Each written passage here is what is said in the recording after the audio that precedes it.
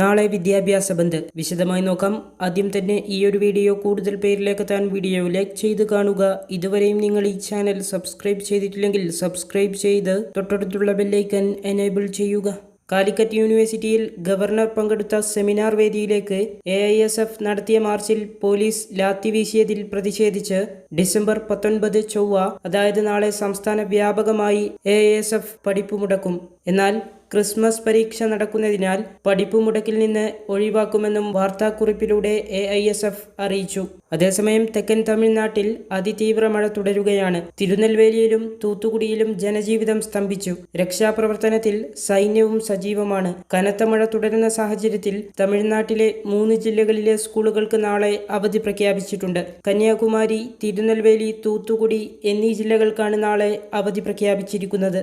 ഇത്തരത്തിൽ ഇൻഫോർമേറ്റീവായ വീഡിയോകൾക്കായി നിങ്ങൾ ഈ ചാനൽ മറക്കാതെ സബ്സ്ക്രൈബ് ചെയ്യുക. വീഡിയോ ലൈക്ക് ചെയ്യുക, ഷെയർ ചെയ്യുക.